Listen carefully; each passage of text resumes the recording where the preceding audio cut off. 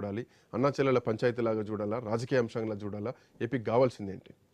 నమస్తే అండి, మీకు సహచర ప్యానలిస్టులకి అందరికీ ఐ న్యూస్ వీక్షకులందరికీ వెరీ గుడ్ మార్నింగ్ అండి.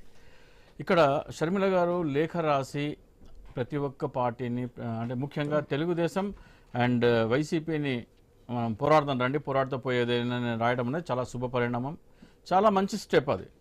కాకపోతే ఆమె జనసేన ఎందుకు పక్కన పెట్టారో మనకి అర్థం లేదు, కానీ అంటే ఆమె దృష్టిలో మరి అది కన్సిడర్ చేస్తున్నారో లేదో ఒక పార్టీగా మనకి తెలియదు, కానీ డెఫినెట్గా ఆమె లేఖ రాయటం అనేది చాలా శుభ పరిణామం. ఎందుకంటే ఆంధ్రప్రదేశ్లో పార్టీలన్నీ కలిసి ఒక వేది మీదకి రావాల్సిన అవసరం ఉంది. చాలా చాలా మంచి, అంటే ఫస్ట్ లైన్ చూడగానే ఆ లెటర్లో చాలా హ్యాపీ అనిపించింది.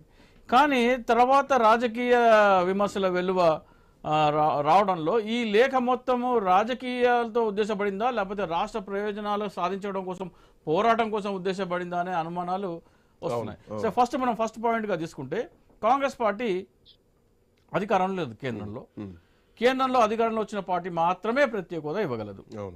సో కాంగ్రెస్ పార్టీ అధ్యక్షులు కాదు, ముఖ్య నేత అయిన రాహుల్ గాంధీ గారు ప్రధానమంత్రి అయితే మొట్టమొదటి సంతకం ప్రత్యేక హోదా మీద పెడతానని జరిగింది. అంటే ఆ పార్టీ ఆంధ్రప్రదేశ్కి ప్రత్యేక హోదా ఇవ్వడానికి టాప్ మోస్ట్ ప్రయారిటీలో పెట్టిందని చెప్పేసి వాళ్ళు చెప్తున్నారు. చాలా మంచి విషయం. కానీ రాహుల్ గాంధీ గారు ఒక ఎంపీ లోక్సభలో, సోనియా గాంధీ గారు ఎంపీ, గత 5 సంవత్సరాలు రికార్డ్ తీసుకుంటే వాళ్ళు టాప్ మోస్ట్లో పెట్టిన అంశం మీద రాహుల్ గాంధీ గారు కానీ సోనియా గాంధీ గారు కానీ లోక్సభలో మాట్లాడిన సందర్భం ఉందా?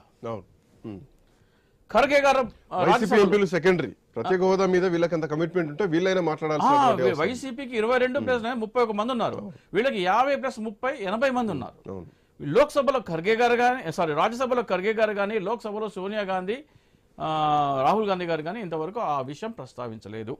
సో వాళ్ళు టాప్ మోస్ట్ అని ఆంధ్రప్రదేశ్ ప్రజలకు చెప్తున్న మాటలు ఆచరణ రూపంలో on the floor of the house, అంటే ఇక్కడ మాట్లాడినా అది పెద్ద ప్రామాణికంగా తీసుకోరు, కానీ ఫ్లోర్ అండ్ ఫిబ్రవరి నాడు లేవనెత్తారు. శుభ పరిణామమే. వెంకయ్య నాయుడు గారు కూడా మాకు ప్రత్యేక హోదా కావాలి అని భారతీయ జనతా పార్టీ తరఫున లేవనెత్తితే, ఇప్పుడు అడిగితే వెంకయ్య నాయుడు గారు మాకు పార్టీకి సంబంధం లేదు, అది వ్యక్తిగత అభిప్రాయం అంటున్నారు.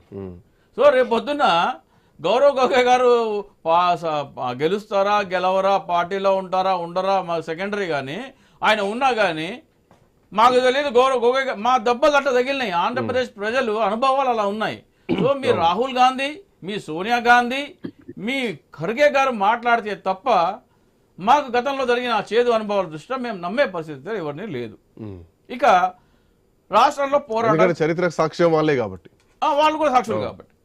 ఇక ఆంధ్రప్రదేశ్కి ప్రత్యేక హోదా గురించి కేంద్ర ప్రభుత్వంలో కాంగ్రెస్ పార్టీ కనుచూపు మేరలో వస్తుందన్న ఏదైతే కనబడట్లేదు.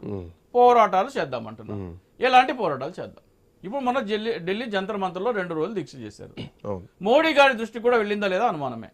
జంతర్ మంతర్ దగ్గర వందల